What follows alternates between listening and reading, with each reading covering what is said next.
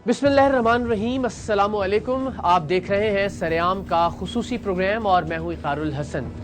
आज हम बात करेंगे तुर्की में आने वाले तारीख के बदतरीन जलजले की। आप और हम सब जानते हैं कि हमारे बिरादर इस्लामी मुल्क तुर्की, या जिसे अब तुर्किया कहा जाता है, वहाँ एक बदतरीन जलजला आया है और वहाँ हमारे भाई बहन बहुत मुसीबत, बड़ी कर्ब, बहुत अजियत से गुजर रहे हैं।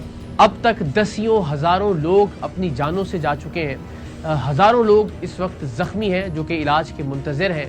कई हज़ार इमारतें मुनहदम हो गई हैं, ज़मीं बोस हो गई हैं, सफ़ाए हस्ती से मिट चुकी हैं, अस्पताल तबाह बर्बाद हो चुके हैं, स्कूलों का स्ट्रक्चर तबाह हो चुका है, सड़कें, एयरपोर्ट्स, मुकम्मल निज़ाम मुतासर हो चुका है और वहाँ के लोग इमदाद के मुंतज़िर हैं। खुशी की बात यह है कि पाकिस्तान की फ़ौज, पाकिस्तान के मुख्तलिफ इदारे जिनमें रेस्क्यू 1112 सर फहरिस्त है, इस वक्त तुर्की में मौजूद है और वहाँ अल्हम्दुलिल्लाह रेस्क्यू का ऑपरेशन जारी रखे हुए हैं। हम सब जानते हैं कि ज़लज़ले के बाद कैसे मनाजिर होते हैं या कौमों पर कितना कड़ा वक्त गुजरता है, इसलिए कि हम अक्टूबर 2005 का ज़लज़ला देख चुके हैं। बहैसियत कौम हमने उस ज़लज़ले के असरात भी देखे और फिर एक कौम की शक्ल में अल्हम्दुलिल्लाह हमने उस ज़लज़ले के असरात को ओवरकम भी किया। लेकिन हम जानते हैं कि जब भी ऐसी कोई आफत आती है, जब भी ऐसा कोई इम्तिहान पड़ता है, तो कौमें कितने मुश्किल वक्त से गुजरती हैं। सो हमें इस बात का एहसास और इदराक होना चाहिए कि इस वक्त तुर्किया में हमारे बहन और भाई किस अजियत और परेशानी से गुजर रहे हैं। अपने तौर पर, अमली तौर पर हम जो कर सकते हैं हमें करना चाहिए। हुकूमती सतह पर जो किया जा सकता है वो किया जाना चाहिए। हमारे इदारे जो कर सकते हैं अल्हम्दुलिल्लाह ऑलरेडी वो कर रहे हैं। और कम से कम ये ज़रूर कि आप और हम अपने घरों में बैठकर अपने इन बहनों और भाइयों की आसानी के लिए दुआ ज़रूर करें। मुकम्मल इंफ्रास्ट्रक्चर तबाह बर्बाद हो जाता है जिन इलाकों में इस नौयत का या इस शिद्दत का ज़लज़ला आता है। हम आज़ाद कश्मीर के ज़लज़ले को अगर याद करें तो हम जानते हैं कि सब कुछ मलिया मेट हो गया था। ज़िंदगी को एक नए सिरे से शुरू करना पड़ा था, चाहे वो स्कूलों का निज़ाम हो, चाहे वो रोड इंफ्रास्ट्रक्चर हो, चाहे वो पुल हो, चाहे वो अस्पताल हो, चाहे वो मुख्तलिफ इमारात हो, सरकारी इमारात हो, चाहे वो घरेलू इमारात हो, हर चीज़ को असरे नौ तामीर करना पड़ता है। तुर्किया में भी जिन इलाकों में ये ज़लज़ला आया वहाँ भी ऐसी ही सूरत हाल है। लेकिन वहाँ ज़लज़ला आने के बाद एक अजीबो गरीब किस्म की अफवाह ने गर्दिश करना शुरू किया और वो अफवाह ये थी कि अब तुर्किया के बाद अफ़गानिस्तान और पाकिस्तान में ज़लज़ला आने वाला है। तो हमने सोचा कि इस सिलसिले में एक प्रोग्राम मुरतब किया जाए और ये जानने की कोशिश की जाए कि क्या वाक़तन ऐसा कोई निज़ाम मौजूद है कि जिसके ज़रिए ये पता लगाया जा सके कि एक मुल्क में ज़लज़ला आने के बाद अब किसी दूसरे मुल्क में भी वैसी ही नौयत का ज़लज़ला आ सकता है। क्योंकि लोग यहाँ खौफ का शिकार हैं इस अफवाह के गर्दिश करने के बाद।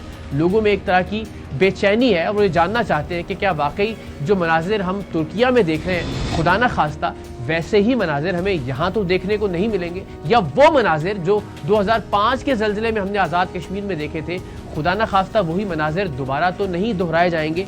सो आज के प्रोग्राम में हम मुख्तलिफ लोगों से, मुख्तलिफ माहिरीन से बात करके जानने की कोशिश करेंगे कि ज़लज़ला क्या होता है, ज़लज़ला कैसे आता है और क्या इस बात का इम्कान मौजूद होता है या नहीं कि आप पहले से ज़लज़ले को प्रिडिक्ट कर सकें या उसके बारे में कोई पेश गोई कर सकें। और जैसा कि ये अफवाह ज़ेर गर्दिश है कि तुर्किया के बाद पाकिस्तान भी खुदा न खास्ता ज़लज़ले की लपेट में आ सकता है, इसमें कितनी सदाकत है, आज के प्रोग्राम में हम इस बात पर रोशनी डालने की कोशिश करेंगे। क्या तुर्किया के बाद अफ़गानिस्तान, पाकिस्तान और बिलखुसूस इस रीजन के बाकी ममालिक या इलाकों में या हिस्सों में ज़लज़ला आ सकता है? इस्लामी और शरई नुक्ता नज़र से ज़लज़ला क्या चीज़ है, इसकी क्या हैसियत है? क्या ये अल्लाह ताला की जानिब से कोई अज़ाब है, अल्लाह ताला की कोई आजमाइश है, हमारे गुनाहों का नतीजा है? क्या फिर ये कुर्बे क़यामत की निशानियों में से कोई एक निशानी है? ये जानने के लिए हमने सबसे पहले जिस हस्ती से, जिस शख्सियत से रब्ता किया वो है जनाब अल्लामा राग़िब नईमी साहब। हमने उनसे जानने की कोशिश की कि क्या ज़लज़ला अल्लाह की जानिब से, अल्लाह का कोई कहर है, अल्लाह ताला की जानिब से गुस्से का इजहार है, अल्लाह ताला की जानिब से नाराज़गी का इजहार है, हमारे आमाल या हमारे गुनाहों का नतीजा है, या फिर ये मामला कुछ और है, या अल्लाह की जानिब से किसी तरह की कोई तंबीह है इंसान को और बिलखुसूस मुसलमानों को।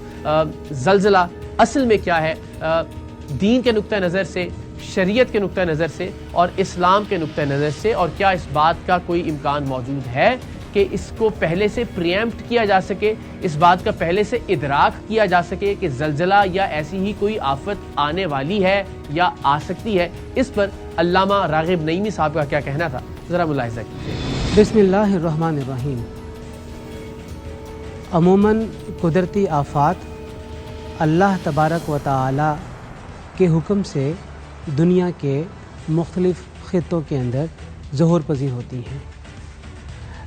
ان قدرتی آفات کے پیچھے کہیں پر کسی حد تک انسان کا اپنا عمل دخل بھی ہے۔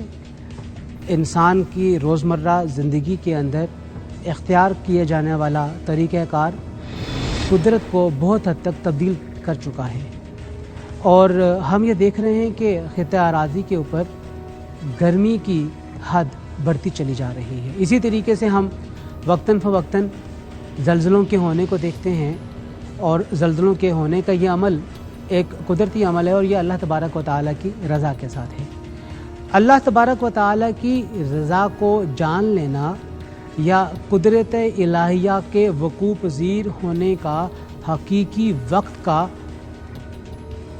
انتخاب کر لینا یا اس کے بارے میں پہلے سے پیش گوئی کر دینا، یہ قطعیت نہیں ہے، یہ ظنیت ہے۔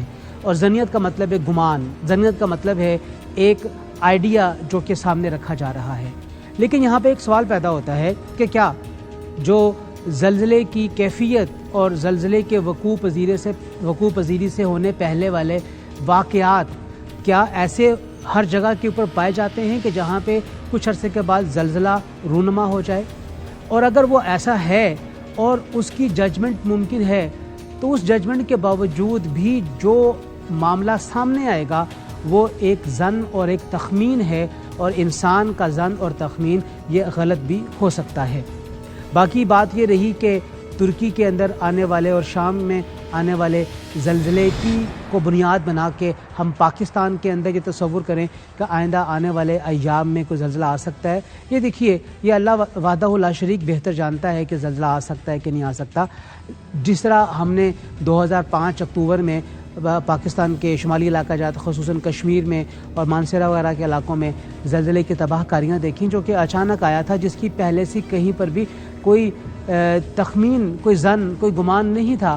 بالکل ایسے ہی اب بھی اگر ہوگا تو بغیر کسی قسم کے اندیے کے اس کا ظہور ہوگا، اور ہم انسان اس کے بارے میں گمان یا تخمین ہی کر سکیں گے، لیکن قطعیت کے ساتھ اس کو بیان نہیں کر سکیں گے۔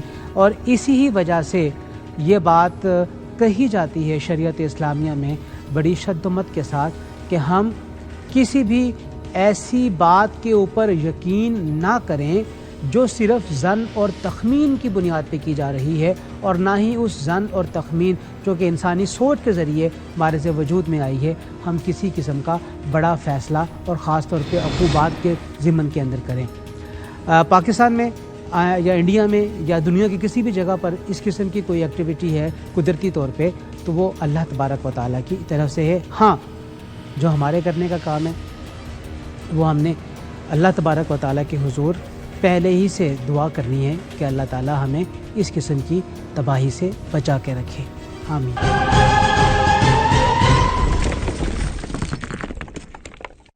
اس ماحول کو تبدیل کرنے کے ساتھ ہے جو اللہ تعالیٰ کی طرف سے کسی بھی خطے کے اندر متعین کیا گیا ہے۔ ہم بارشوں کا زیادہ ہونا دیکھتے ہیں، یہ ایک سائیکل بھی ہے، ہر 8-10 سال کے بعد بارشوں کا اس قسم کا سائیکل آتا ہے۔ تو دیکھنا یہ ہے کہ ہم نے ان سے نبرد آزما ہونے کے لیے اپنی انسانی صلاحیتوں اور وسائل کا استعمال کتنا کیا۔ جو ڈیمز بنائے گئے جو اس بارش کے سیلابی پانی میں بہہ گئے، وہ کچے پکے ڈیم ہم لوگوں نے ہی بنا کے سرکاری طور پہ کاغذوں کے اندر پکے ڈیم قرار دیے ہوئے۔ وہ جگہیں جو کہ آبی گزرگاہیں کہلاتی ہیں، اس کے پٹ میں بنائے ہوئے مکانات ہمارے اور آپ کے ہی ہیں، اور ہم نے یہ قانون کی وائلیشن کرتے ہوئے بنائے ہیں۔ تو جب قانون کی اس طرح کی وائلیشن ہو رہی ہے، ہم اپنے ہی بنائے ہوئے قوانین کو توڑ رہے ہیں، تو یقینی طور پہ اس کا اثر ہمیں انہی قدرتی آفات کے نتیجے میں نظر آنا ہے۔ اگر آبی گزرگاہوں کے پٹ میں مکانات نہ بنائے جائیں تو یقینی طور پہ یہ نقصان اتنا نہیں ہوگا۔ اور ہم نے ان قدرتی آفات سے نبرد آزما ہونے کے لیے انسانی وسائل کو کتنی ترقی دی۔ زلزلے آنے کی صورت میں ہم نے اپنے بچوں اور اپنے شاگردوں کو کتنا ٹرین کیا کہ وہ کس طرح سے بیہیو کریں گے اور کیسے اس ڈیزاسٹر میں اپنے آپ کو اس کے نقصان سے بچانے کی کوشش کریں گے۔ ہم نے اپنے بچوں کو، اپنے آس پاس رہنے والوں کو ٹرین نہیں کیا، جس کے نتیجے میں ہم کیجویلٹیز کو زیادہ دیکھتے ہیں، نقصان کو زیادہ دیکھتے ہیں۔ دیکھیے، قیامت کے آنے کا علم اللہ وحدہ لا شریک کے پاس ہے۔ حتیٰ کہ نبی کریم صلی اللہ علیہ وآلہ وسلم سے بھی جب اس کا سوال کیا گیا تو آپ نے کہا کہ اللہ اس کے بارے میں زیادہ بہتر جانتا ہے، لیکن آپ نے کچھ نشانیاں ذکر کر دی۔ وہ نشانیاں ہمارے سامنے موجود ہیں، ان نشانیوں کا ظہور ہمارے سامنے ہوتا ہوا نظر آ رہا ہے، اور آنے والے وقت میں اب انتظار ہے امام مہدی کے آنے کا، حضرت عیسیٰ علیہ السلام کے آنے کا، اور اس کے بعد پھر ایک بڑا جو دجال کے ساتھ ہمارا ایک مٹبھیڑ ہونی ہے، اس کا انتظار ہے، اور باقی جو چھوٹی نشانیاں ہیں وہ تو وقوع پذیر ہو چکی ہیں۔ تو اس افواہ پر کہ ترکیہ کے بعد افغانستان اور پاکستان میں بھی زلزلہ آ سکتا ہے، آپ نے علامہ راغب نعیمی صاحب کی گفتگو ملاحظہ کی۔ ظاہر ہے یہ بات قطعی طور پر نہیں کہی جا سکتی کہ یہ آثار قیامت میں سے کوئی ایک نشانی ہے کہ کہیں بھی زلزلے کا آ جانا، یا یہ اللہ کے عذاب، اللہ کے قہر یا اللہ کی ناراضی کا اظہار ہے۔ ان کا یہ کہنا تھا کہ بہرحال ہمیں اپنے گناہوں کی معافی ضرور مانگتے رہنا چاہیے، اپنے گناہوں پر نادم ضرور رہنا چاہیے، استغفار ضرور کرتے رہنا چاہیے، اور ظاہر ہے اس طرح کی کوئی بھی قدرتی آفت یا قدرتی آزمائش کسی بھی وقت آ سکتی ہے، لیکن قطعی طور پر یہ کہنا کہ یہ آفت کب آئے گی یا کس عمل کے نتیجے میں اللہ تعالیٰ کی ذات ایسی کسی آزمائش میں کسی قوم کو مبتلا کرے گا، یہ ممکن نہیں ہے اور مناسب بھی نہیں ہے کہ ایسی کوئی پیش گوئی کی جائے۔ ہم نے تکنیکی طور پر بات کرنے کے لیے چودھری محمد اسلم صاحب سے رابطہ کیا، جو کہ ڈائریکٹر میٹرولوجیکل سینٹر لاہور ہیں۔ ان سے یہ جاننے کی کوشش کی کہ کیا واقعی ایسا کوئی سسٹم موجود ہے، ایسی ٹیکنالوجی موجود ہے کہ جس کے ذریعے یہ پتہ لگایا جا سکے کہ اس ریجن میں یا اس خطے میں اس وقت زلزلہ آ سکتا ہے، اور بالخصوص پاکستان میں یا پاکستان کے ریجن میں جو ارد گرد کے ممالک ہیں، ان ممالک کے پاس ایسی کوئی ٹیکنالوجی موجود ہے کہ جس سے یہ اندازہ لگایا جا سکے کہ زلزلہ کس وقت آ سکتا ہے، تاکہ اس کی پیش بندی کی جا سکے، اس کی پہلے سے تیاری کی جا سکے۔ ان کا کیا کہنا تھا، انہی کی زبانی جانتے ہیں، معلوم کرتے ہیں کہ کیا پاکستان میں زلزلے کی پیش گوئی کی جا سکتی ہے، پریڈکشن کی جا سکتی ہے یا نہیں، یا پھر اللہ رحم کرے کہ یہ آفت کسی بھی وقت ہم سب پر آ سکتی ہے۔ دیکھیں، ایک تو ترکی میں جو زلزلہ آیا 2 دن پہلے، اس کا میگنیچیوڈ بہت زیادہ تھا، لیکن پاکستان سے جو لنک کر رہے ہیں لوگ، اسپیشلی جو میڈیا، سوشل میڈیا کے لوگ ہیں، اس میں ایک تو بہت دور ہے ہم سے، جو پاکستان سے بہت دور ہے، کیونکہ اس کی لنکیج بنتی نہیں ہے، کیونکہ اگر یہ قریب ہوتا ہے جیسے افغانستان یا ایران ہوتا تو پھر کچھ کہا جا سکتا تھا۔ تو ابھی تو یہ پوری ریومرز ہیں جو لوگ پھیلا رہے ہیں، اور میری آپ سے یہ درخواست ہوگی کہ لوگوں کو یہ بتایا جائے کہ ان باتوں پہ دھیان مت دیں، کیونکہ جو زلزلے ہوتے ہیں اور کی جیسے یہ کہہ رہے ہیں کہ اتنے دنوں بعد کوئی زلزلہ آئے گا، آج کل پوری دنیا میں بڑے وثوق سے کہتا ہوں کہ ہم کام کر رہے ہیں اس پہ جتنا بھی کر رہے ہیں، لیکن کس وقت زلزلہ آنا ہے یہ پریڈکشن ابھی پاسبل نہیں ہے، کسی ٹائم پہ بھی آ سکتا ہے، لیکن یہ کہنا کہ کتنی دیر بعد آنا یہ مشکل ہے آج کل۔ دیکھیں، کلائمیٹ چینج پوری گلوب کو ڈسٹرب کر رہی ہے، لیکن وہ ایٹماسفیئر میں کر رہی ہے کہ ویدر پیٹرنز چینج ہو رہے ہیں، ٹمپریچر بڑھ رہے ہیں، کہیں پہ ڈراؤٹس ہیں یا فلڈز ہیں، وہ تو ایٹماسفیئر ریلیٹڈ چیزیں ہو رہی ہیں۔ یہ جو پیورلی نیچرل فنامنا ہے یہ ارتھ کے نیچے ہوتا ہے، اس سے کلائمیٹ چینج یا آپ کہہ سکتے ہیں ویدر کا کوئی اثر نہیں ہوتا۔ اور جیسے ہمارے جو سلسلے ہیں، ہمارے جو فالٹ لائنز ہم کہتے ہیں، جیسے ہمارے زلزلہ آیا تھا 2005 میں کشمیر میں، تو کشمیر گلگت بلتستان اور کوئٹہ وغیرہ ایسے علاقے ہیں، یہاں پہ جو ہیزرڈ میپ بنائے ہوئے ہیں، پی ایم ڈی نے بھی ہیزرڈ میپ بنائے ہوئے ہیں، تو ان علاقوں میں زیادہ چانسز ہوتے ہیں کہ بڑی میگنیچیوڈ کا کوئی زلزلہ آ جائے. وہ تو ہمیشہ ہی موجود ہے، کسی لمحے بھی زلزلہ آ سکتا ہے، لیکن پھر میں کہتا ہوں پریڈکشن ابھی تک پاسبل نہیں ہے. ڈائریکٹر میٹرولوجیکل سینٹر لاہور کی گفتگو آپ نے ملاحظہ کی، اور جیسا کہ انہوں نے بتایا کہ ظاہر ہے پاکستان میں بہت سارے علاقے ایسے ہیں کہ جہاں زلزلے کا امکان ہر وقت موجود رہتا ہے، کیونکہ وہ فالٹ لائن پر موجود ہیں، اور خاص طور پر پہاڑی علاقے، چاہے وہ ہمارے نارتھ کے پہاڑی علاقے ہوں، چاہے بلوچستان کے پہاڑی علاقے ہوں، وہاں زلزلے کے امکان کو رد بالکل نہیں کیا جا سکتا. لیکن یہ بھی نہیں کہا جا سکتا کہ کس وقت یہ علاقے زلزلے سے متاثر ہوں گے. سو انہوں نے بھی اس افواہ کو مکمل طور پر رد کیا کہ ترکیہ کے بعد اب پاکستان میں یا افغانستان یا اس ریجن میں زلزلہ آنے والا ہے. اسی سلسلے میں ہم نے بات کرنے کے لیے رابطہ کیا ڈاکٹر سید عامر محمود صاحب سے، جو کہ چیئرمین اسپیس سائنسز جامعہ پنجاب ہے، اور ہم نے یہ جاننے کی کوشش کی کہ زلزلہ آتا کیسے ہے، یہ سمجھا جا سکے کہ کن علاقوں میں زلزلہ آ سکتا ہے، یا زیر زمین ایسی کیا حرکات و سکنات ہوتی ہیں کہ جن کے نتیجے میں زلزلہ وقوع پذیر ہوتا ہے، اور ایسے کون سے علاقے ہیں جہاں زلزلے کا امکان زیادہ ہوتا ہے، وہاں کس طرح کی تعمیرات کی جانی چاہیے، وہاں کس طرح کی احتیاط برتی جانی چاہیے. تو عامر محمود صاحب نے کیا کہا ذرا دیکھیے. اچھا، میں نے بھی ایسی انفارمیشن دیکھی ہیں سوشل میڈیا پہ بھی اور ہر جگہ پہ، لیکن ایسا کچھ نہیں ہے.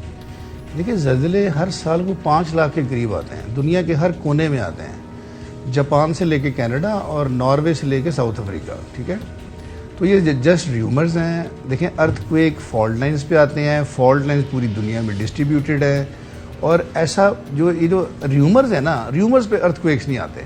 یہ ایک نیچرل ڈیزاسٹر ہے، اس کا ٹائم فکس ہے. جب بھی کانٹیننٹل پلیٹس آپس میں ہیڈ ٹو ہیڈ ٹکراتی ہیں یا سلائڈ پاس کرتی ہیں یا ایک دوسرے سے دور چلی جاتی ہیں، تو تینوں صورتوں میں وہاں پہ ہماری جو ایک حرکی توانائی ہوتی ہے وہ ہماری مخفی توانائی میں کنورٹ ہوتی ہے. اور جب وہ مخفی توانائی اپنی لمٹ کو کراس کرنے کی کوشش کرتی ہے تو وہ ریلیز ہوتی ہے. جب وہ ریلیز ہوتی ہے تو سائزمک ویو پروڈیوس ہوتی ہیں، اور جب سائزمک ویو پروڈیوس ہوتی ہیں تو آپ کا زلزلہ آتا ہے. تو یہ جو موجودہ ریومرز ہیں ان کا بالکل تعلق نہیں. ترکی اور سیریا خود، اناتولیا جو کہ ترکی کا پرانا نام ہے، اس کے فالٹ زون کے بالکل اوپر واقع ہیں، تو اس کی موومنٹ ہوئی ہے. اب لوگوں نے یہ بھی ریومرز پھیلائی ہیں کہ جی شاید امریکہ یا ویسٹ نے ہارپ ٹیکنالوجی یوز کی ہے. میں اس کو بھی انڈر لائن کرتا جاتا ہوں کہ ہارپ ٹیکنالوجی جو ہے وہ basically high frequency active auroral research programme ہے جو کہ امریکہ چلاتا ہے. لوگ کہتے ہیں جی اسرائیل کو کچھ نہیں ہوا.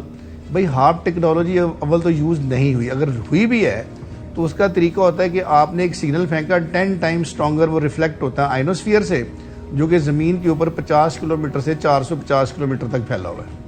اب جب وہاں سے وہ واپس آتا ہے سگنل تو آپ اس کو اینگل دیتے ہیں جی اس ملک پہ فٹ کر دیں، وہ 10 ٹائم اسٹرانگ ہوگا اور وہاں کی جو ویک فالٹ لائنز ہیں جن پہ زلزلے آتے ہیں ان کو ٹریگر کرے گا. جب ان کو ٹریگر کرے گا تو وہاں پہ زلزلہ مصنوعی طریقے سے کریٹ کیا جا سکتا ہے، لیکن ابھی تک ایسا کوئی ایویڈنس نہیں ہے. ہم کہتے ہیں کہ ایکٹیو فالٹ وہ فالٹ ہے جس میں پچھلے 1000 سال میں ایک بھی زلزلہ آ جائے. تو آپ کے سامنے جو بلوچستان کا جو چمن فالٹ ہے عریبین سی سے جنریٹ ہوتا ہے اور کابل کے ویسٹ سے ہوتا ہوا جا کے جو آپ کا ہرات فالٹ ہے جو ایران سے آتا ہے اور وہاں پہ پمیر پہ جا کے ٹرمینیٹ ہوتا ہے. یہ دنیا کا خطرناک ترین فالٹ ہے اور اس کی ہائیسٹ سلپ ریٹس ہیں، 25 سے 26 ملی میٹر پر ایئر یہ سلپ کر جاتا ہے. تو جتنا یہ فالٹ لائن سلپ کرے گی اتنی اس میں کنیٹک انرجی پوٹینشیل انرجی میں کنورٹ ہوگی، اور جب وہ ریلیز ہوگی تو بڑا بھیانک ارتھ کویک. آپ دیکھیں چمن کے پاس 100 ایئرز میں 5 ارتھ کویکس ہیں، ہرنائی، زیارت، مچ، کوئٹہ، آوران 2015 میں آ گیا. ٹھیک ہے نا، تو اس ویری ہائیلی ایکٹیو فالٹ. دوسری طرف آپ چلے جائیں گلگت سے نیچے 70 کلومیٹر جگلوٹ کا مقام ہے جہاں پہ پاکستان کی 3 ماؤنٹن رینجز ملتی ہیں، اور ان 3 ماؤنٹن رینجز کے ساتھ دنیا کے 3 بڑے پلیٹوز ایسوسیٹڈ ہیں. جیسے کراکرم کے ساتھ ہمالیہ کے ساتھ دیوسائی پلیٹو ہے، کراکرم کے دوسری سائڈ پہ آپ کا تبتن پلیٹو ہے، اور ہندو کش کے ساتھ پامیر پلیٹو ہے. سو پامیر نمبر 1، دیوسائی نمبر 2 اور آپ کا تبتن نمبر 3 پلیٹو ہے. اب ان 3 پلیٹو میں سے ایک بھی پلیٹو کلیپس ہوتا ہے تو اس ایریے میں جو کہ ایسی موڈ کنٹریز کی بیلٹ ہے، 14 ملک ہیں، جو اس طرف چائنا ہے، اس طرف پاکستان ہے، انڈیا ہے، बांग्ला देश है, तो दुनिया की आधी आबादी इस इलाके में, और 9.5 से 10 का अर्थक्वेक आ जाए तो आप सोचें कि किस लेवल की तबाही हो सकती है। तो पाकिस्तान और इसके जो नॉर्दर्न एरियाज हैं, one of the most active, जो दुनिया के ज़्यादा से ज़्यादा साइज्मिक जोन एक्टिव है, ये उनका हिस्सा है। और पाकिस्तान वल्नरेबल है, इंडिया वल्नरेबल है, यहाँ पे फ्यूचर में अर्थक्वेक्स आते रहेंगे और एक बड़े अर्थक्वेक के साथ आएंगे। उसकी एक पहली एग्जांपल आप कश्मीर 2005 में देख चुके हैं, 7.6 वेरी डेडली, जिसमें 80,000 जो लोग थे वो मर गए थे और तकरीबन 1 लाख के करीब सीवियरली इंजर्ड थे। तो पाकिस्तान जो है वो साइज्मिक बेल्ट्स के ऊपर है, कराची से लेके गिलगित तक। तो anything can happen, but fix time line, कोई फ्रेमवर्क नहीं दिया जा सकता। नेचुरल इवेंट्स अल्लाह ताला को पता है, ठीक है ना, लेकिन आप उसकी वल्नरेबिलिटी को असेस कर सकते हैं मुख्तलिफ तरीक़ों से, साइंटिफिकली भी और फिजिकली जाके ऑन ग्राउंड भी कर सकते हैं, ठीक है ना। तो ये बिल्कुल पाकिस्तान में मुस्तकबिल में वल्नरेबिलिटी है कि पाकिस्तान में अर्थक्वेक्स आएंगे, मुख्तलिफ शिद्दत के आएंगे।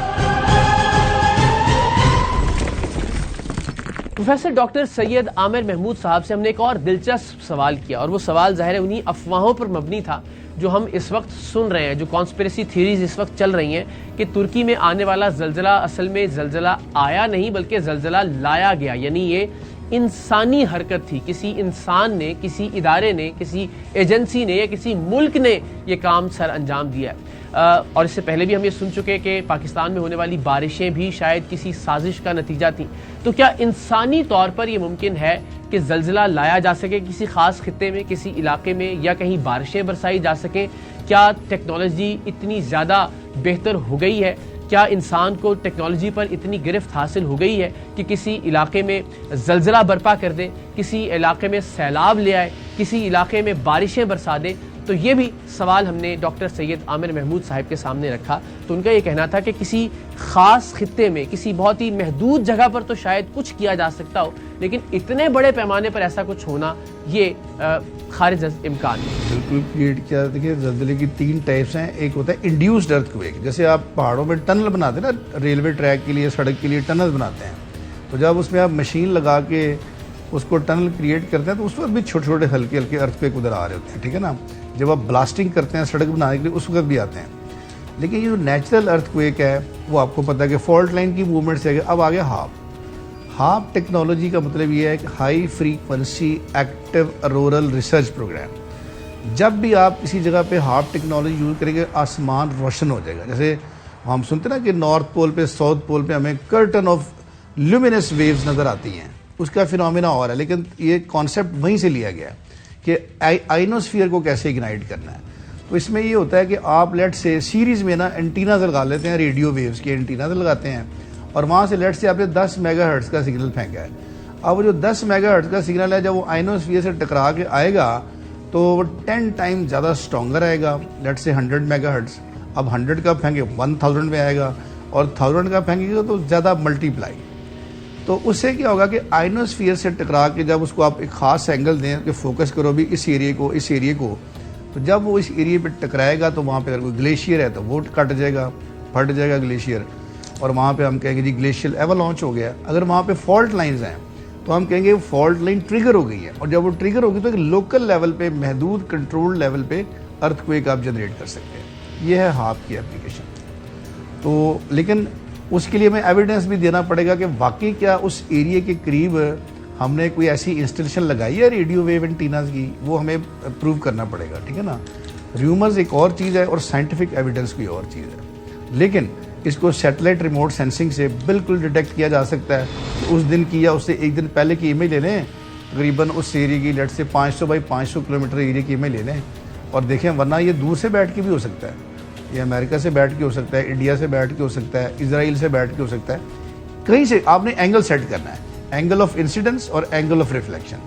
तो ये सारी चीज़ जो है बिल्कुल पॉसिबल है और डूएबल है। जामिया पंजाब के स्पेस साइंसेस के डायरेक्टर जनाब प्रोफेसर डॉक्टर सैयद आमिर महमूद साहब की गुफ्तगू आपने मुलाहिजा की, और जैसे कि उन्होंने कहा कि ये अफवाह कि तुर्की में आने वाला जल्जला मैन मेड जल्जला था, इंसान का लाया हुआ जल्जला था, यानी किसी इदारे ने, किसी एजेंसी ने, किसी दुश्मन मुल्क ने ये जल्जला बर्पा किया, یہ قطعی طور پر ممکن نہیں ہے. آج کی ٹیکنالوجی کو یا آج کی سائنس کو اگر مد نظر رکھا جائے تو ایسا نہیں ہے. میں نے بہت سارے لوگوں سے باتیں سنی, آپ نے بھی سنی ہوں گی کہ ترکی میں زلزلہ لایا گیا ہے, لیکن ایسا نہیں ہے. یہ ظاہر اللہ تعالیٰ کی جانب سے ہی ترکی کے بہنوں اور بھائیوں پر ایک آزمائش ہے, جس کا اظہار اور اعادہ پروفیسر ڈاکٹر سید عامر محمود صاحب نے بھی کیا.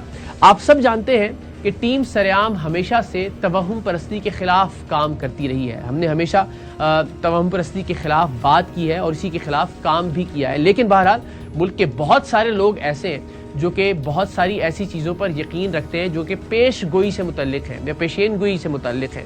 سو ہم نے عالیہ نذیر صاحبہ سے بات کی جو کہ ماہر علم نجوم ہے, اور یہ جاننے کی کوشش کی کہ ان کے علم کے مطابق کیا اس بات کا کوئی امکان موجود ہے, جیسا کہ افواہیں زیر گردش ہیں کہ ترکیہ کے بعد پاکستان خدا نہ خواستہ یا یہ خطہ زلزلے کی لپیٹ میں آ سکتا ہے. تو ان لوگوں کے لیے ہم نے کوشش کی کہ یہ جانا جا سکے کہ علم نجوم کے زیر اثر کیا اس بات کا کوئی امکان موجود ہے کہ ہمارا خطہ مستقبل قریب میں کسی زلزلے سے متاثر ہو سکتا ہے یا نہیں. عالیہ نذیر صاحبہ کا علم نجوم کیا کہتا ہے, جانیے. بہت شکریہ اقرار, یاد رکھنے کا بھی اور بلانے کا بھی. اگر آپ کو یاد ہو تو جب سال شروع ہوا ہے تو سال کے سٹارٹ میں ہم نے کہا تھا کہ یہ سال عدد 7 کا بنتا ہے, 7 کا بنتا ہے, اور یہ سال جو ہے یہ ڈسٹرکشن کا سال ہے. یہاں بہت زیادہ توڑ پھوڑ نظر آئے گی, اور ایک جیسے یہ میں نے آپ کو کارڈ بھی دکھایا تھا, دس واز دا کارڈ. اگر آپ یہ کارڈ دیکھیں تو یہاں پہ ایک بلڈنگ ہے جو عمارت ہے جو گر رہی ہے. یہ اس پورے سال کی تھیم ہے کہ عمارتیں گرتی آپ کو نظر آئیں گی, لیکن یہ سمبولک ہے. نیا نظام بننے کے لیے پرانے نظام کا ختم ہونا پڑتا ہے. اب جہاں تک ترکیہ جیسے زلزلے کی بات ہے تو مجھے پاکستان میں یہ چیز نظر نہیں آتی. مجھے لگتا ہے کہ یہ افواہ ہے کہ وہ ایک ویو چلی ہے جو پاکستان سے افغانستان سے ہو کے عربین سی میں گرے گی. مجھے ایسا کچھ دکھائی نہیں دیتا. جو زلزلہ تھا یہ یہیں پر آ کر ختم ہو گیا. پاکستان میں اس کے آنے کی اور اس میں یہاں پہ اس طرح کی ضرورت نہیں ہے. ادروائز سمبولیکلی آپ دیکھیں تو بہت ڈسٹرکشن ہے, بہت زیادہ فسادات ہے, لیکن یہ جو زلزلہ آپ کہہ رہے ہیں یہ مجھے نہیں لگتا کہ پاکستان میں آئے گا. یا ہم ستاروں کی اگر بات کریں تو ہمیں پاکستان کا جو پوزیشن ہے وہ سیف لگتی ہے. آپ دیکھیے یہ 10 کوائنز ہیں کہ that we are safe and we are sound. تو یہ تھا آج کا سریام, اور آج کے سریام نے ہم نے اس بات کا احاطہ کرنے کی کوشش کی کہ وہ افواہیں جو اس وقت زیر گردش ہیں کہ ترکیہ میں ہولناک زلزلے کے بعد پاکستان میں بھی زلزلہ آنے والا ہے, ان افواہوں کا رد آپ کے سامنے پیش کیا جا سکے, کیونکہ کسی بھی طرح سے سائنسی اعتبار سے, دینی اعتبار سے, تکنیکی اعتبار سے اس بات کا کوئی امکان موجود نہیں ہے. انشاءاللہ العزیز اگر اللہ تعالیٰ کی ذات نے چاہا کہ ترکیہ کے بعد پاکستان کو بھی اس طرح کے کسی زلزلے کا سامنا ہے. اور اسی پروگرام کے توسط سے ہم نے یہ کوشش بھی کی کہ ہم اس بات پر بھی آپ لوگوں کو ابھار سکیں, اس بات پر بھی آپ لوگوں کو قائل کر سکیں کہ ہم سب مل کر انفرادی طور پر اور اجتماعی طور پر ترکیہ میں اپنے بہنوں اور بھائیوں کی مدد کس طرح سے کر سکتے ہیں, اور عملی طور پر ہمیں یہ مدد کس طرح سے کرنی چاہیے. اس لیے کہ قومیں اس کٹھن اور کڑے وقت کو یاد رکھتی ہیں, اور انہیں یہ بھی یاد رہتا ہے کہ اس وقت میں کون ان کے ساتھ کھڑا ہوا تھا.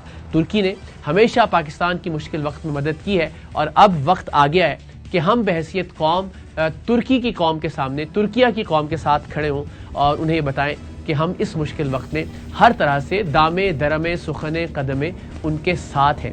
ساتھ ہی ساتھ یہ بھی کہ ظاہر ہے ہمیں ہر طرح کی آزمائش کے لیے, ہر طرح کے امتحان کے لیے ہر وقت تیار بھی رہنا چاہیے.